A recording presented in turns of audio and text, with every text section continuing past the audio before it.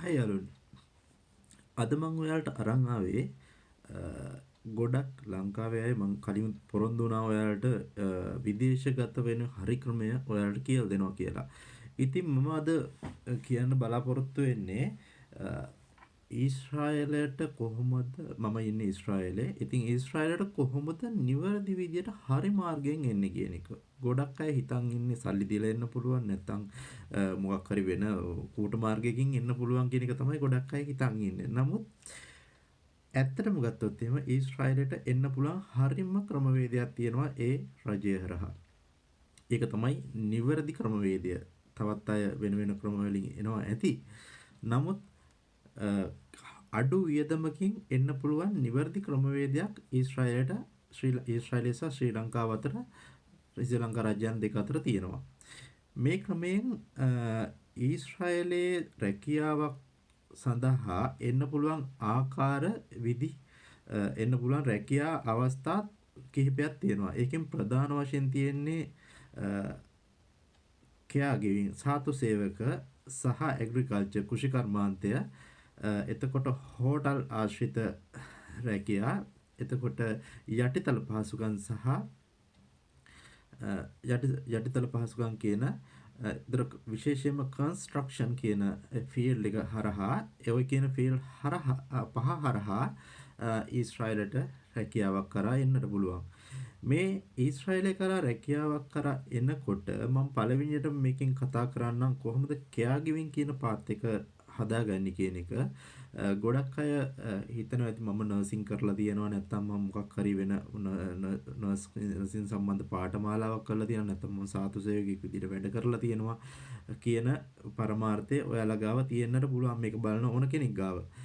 නමුත් මේකේ පළවෙනි දේ තමයි සාතු සේවකයෙක් විදිහට රැකියාවක් පටන් ගන්නකොට පළවෙනියටම තමන්ගේ හිත ශක්තිමත් වෙන්න ඕනි. ඒ තියෙන සුදුසුකම් හදා ගන්නට පළමුවම තව කෙනෙකුට උදව් කිරීමේ හැකියාව වයසක කෙනෙක් හරි ළමයෙක් හරි තරුණ රෝගියෙක් හරි බලා ගන්නකොට ඒ තමන්ට තියෙන්න ඕනි ඒ ගුණාංගයන් ටික ඔයාලා ගාව තියෙනවද කියලා ඔයාලා ඉස්සෙල්ලාම හිතලා බලන්න. ඊට පස්සේ ඔයාට මේ කියන දේට අවතීර්ණ වෙන්න පුළුවන්. තමන් ඉස්සෙල්ලාම හිතලා බලන්න මට මේ දේ කරන්න පුළුවන්ද කියලා ඉස්සෙල්ලාම. එහෙම කරන්න පුළුවන් හිතේ ශක්තිය ඇති නැත්නම් රට ගිහලා රැකියාවක් කරන්න ඕන නිසා එනවා කියන පරමාර්ථයෙන් එන්න එපා. මොකද හේතුව මේක කෙයා ගිවින් කියන එක ඇත්තටම ගොඩක් උසස් රැකියාවක්, ලෝකයේ පිළිගත් රැකියාවක්. ඒකට ලොකු තැනක් තියෙනවා. ලෝකෙ ලොකු ට්‍රෙන්ඩ් එකක් තියෙනවා. ඉතින් ඒක නිසා ඒක නිකන් අර වෙනත් රැකියාවක් කියන බලාපොරොත්තුෙන් ඔයාලා ඒකට අවතීර්ණ වෙන්න එපා. ඒකේ ප්‍රධානම වැදගත් දේ තමයි තමන් ගාව තියෙන කැමැත්ත. තවත් කෙනෙකුට තියෙන උදව් කරන්න තියෙන කැමැත්ත. එයාලා බලා ගන්න, ආදරය කරන්න, එයාලත් එක්ක ජීවිතේ බෙදා ගන්න ඒ තියෙන හැකියාවන් ඔයා ගාව තියෙනවද? කැමැත්ත ඔයා ගාව තියෙනවද කියලා ඉස්සෙල්ලාම හිතලා බලන්න.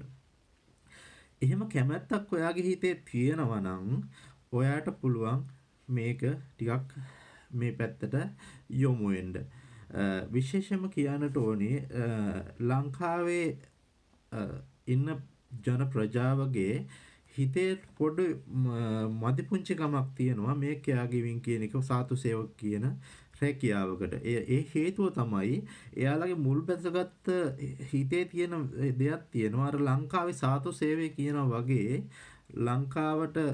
ලංකාවේ හිතනේ සාතු සේවකෙක් වගේ ජරාවට ඉන්න නැතුව නම් අර ඒ වගේ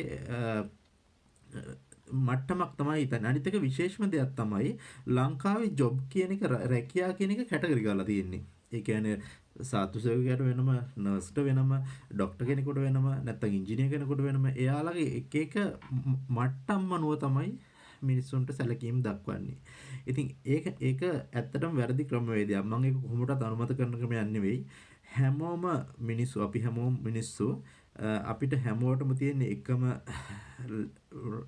ලේ තමයි ඇඟේ දුවන්නේ. ඒ කියන්නේ ලේ වලින් තමයි අපේ ඇඟ හැමෝගෙම ක්‍රියාත්මක වෙන්නේ එක විදිහකට. ඉතින් එහෙනම් අපිට රැකියාවෙන් අපි මිනිස්සු මනින්නට බෑ. ඒක තරයේම මතක තියාගන්න ඕනේ. මොකද මේ විදේශ රටකට ආවට පස්සේ අපිට තේරෙනවා කෙයා ගිවින් කියන එක කොච්චර උතුම් රැකියාවක්ද කියලා. ඉතින් මොකද මම මේක කියන්න හේතුව උනේත් මම ලංකාවේ මම කෙයා ගිවින් කරනකොට කියන්නේ කෙයා ගිවින් වල මම පාඨමාලාවක් කරනකොට ඉගෙන ගන්නකොට ඒ කියන්නේ හොයලා බලනකොට උනන්දු වෙනකොට මටම කියපු මිනිස්සු හිටියා මේ ඕක කරන්න පුළුවන් රස්සාවක්ද කියන එක. ඉතින් මම අද හැමෝටම ඔප්පු කරලා පෙන්නනවා මේක තමයි ලෝකේ තියෙන උතුම්ම රැකියාව. මොකද කෙයා ගිවින් කියලා කියන්නේ හැබැයි නොකියුවට ගොඩක් අය ලංකාවෙන් පිටරට ගිහිල්ලා කරන්නේත් මේකම තමයි. නමුත් අර කියන්න තියෙන ලැජ්ජාව තමයි මිනිස්සුන්ට තියෙන්නේ. ඉතින් මම ගොඩක් අයෙන් ඉල්ලනවා මේ තමන්ගේ රැකියාවට ලැජ්ජ වෙන්න එපා. මොකද ලැජ්ජ වෙන්න බය වෙන්න එපා. මේක මහා උතුම්ම රැකියාවක්. ලෝකේ තියෙන උතුම්ම රැකියාවක්. ඒක තමන්ගේ දරුවෙකුට හරි ලැබෙයි කවදා හරි දවසක ආනිසංසය. මොකද මම බෞද්ධ ආගමේ නිසා මට ඒක කියන්න පුළුවන් බය නැතුව. ඉතින් මේ කෙයා ගිවින් පාඨමාලාවක් හදාරලා එහෙම නැත්නම් ඔයාට මේ බලන කෙනෙක්ට ඔයා නර්ස් කෙනෙක් විදිහට වැඩ කරලා තියෙනවා නම් ඒ හරහා අපිට මේක ඇප්ලයි කරන්න පුළුවන්. හරි ක්‍රමවේදයක් තියෙනවා. මේකට පහසුම ක්‍රමවේදය තමයි ගවර්න්මන්ට් නර්ස් කෙනෙකුට ඇප්ලයි කරන්න පුළුවන්. ගවර්න්මන්ට් අවුරුදු 3ක හෙද පාඨමාලාවක් හදාarලා තියෙන හෙදවරයෙකුට හරි වරියකට හරි මේකට ඇප්ලයි කරන්න පුළුවන්. එතකොට නැත්නම් පෞද්ගලික හෙද පාඨමාලාවක් හදාලා තියෙනවා නම් ඒක NVQ level 4 වලින් උඩ තියෙනවා. level 3 4 වලින් උඩ තියෙනවා නම් හැබැයි නර්සිං ඇසිස්ටන්ට් කියලා තියෙන සහතික වලට මේකට ඇප්ලයි කරන්න බෑ. එතකොට ඊට වඩා පහසුම ක්‍රමවේදය තමයි විදේශ සේවා නියුක්ති කාර්යාංශයේ තියෙනවා care giving NVQ level 3 පාඨමාලාව. මේක විදේශ සේවා නියුක්ති කාර්යාංශයේ ප්‍රධාන ශාඛාව සහ අනිත් අනුශාඛාවවල මේ පාඨමාලාව පවත්වනවා. එතකොට ඒ පාඨමාලාව දවස් 45ක් තියෙනවා. මේ පාඨමාලාව දවස් 45 සම්පූර්ණ කරලා ඊට පස්සේ තියෙනවා දවස් 14ක ඉංග්‍රීසි පාඨමාලාවක්. මේ ඉංග්‍රීසි පාඨමාලාවත් සම්පූර්ණ කරාගෙන් පස්සේ ඔයාට පුළුවන් විදේශ සේවා නියුක්ති කාර්යාංශයේ ප්‍රධාන ශාඛාවට ඇවිල්ලා ඔයාලගේ තියෙන සහතික ටික බාර දීලා ඒ ප්‍රවේශය කියන්නේ ඔයාලට ඊශ්‍රායලට එන්න පුළුවන් සුදුසුකම් හදාගන්න ප්‍රවේශ වන්න. මේක තමයි හරිම පාත් එක. ඉතින් ඔයාලට මොනවා හරි ප්‍රශ්නයක් තියෙනවා. මේක මම දන්නවා විවිධාකාර අයට විවිධාකාර ප්‍රශ්න තියෙන්නට පුළුවන්. මොකද හේතුව තමයි තමන් සමහර අය තමන් පාඨමාලාව හදාarලා තියෙන්න පුළුවන්. සමහර අය විවිධ රැකියාවල නිරත වෙලා ඉන්න පුළුවන්. ඒ කියන්නේ විවිධ රැකියාවල කියන්නේ මේ නර්සින් ෆීල්ඩ් එකේම රැකියාවල නිරත වෙලා ඉන්න පුළුවන්. එක එක්කෙනාට මේක අප්‍රෝච් කරන්න බැරි නිසා ඔයාලට මොන හරි ප්‍රශ්නයක් තියෙනවා නම් මට පර්සනල් මෙසේජ් එකක් හරි දාන්න. මම ඔයාලට ඒක විස්තරේ පැහැදිලි කරලා හරියටම කියලා දෙන්නම්. මොකද්ද කරන්න ඕනේ මේකේ පිළිවෙල කියලා. මොකද විවිධ පුජ්‍යලයෝ ඉන්නේ විවිධ අධ්‍යාපන මට්ටම්වල. ඉතින් මේකට සුදුසුකමක් විදිහට කියන්නේ සාමාන්‍යයෙන් 10 වසර සමත් වෙලා තියෙනවා නම් ප්‍රමාණවත් කියලා තමයි යාලා අපි කියන්නේ.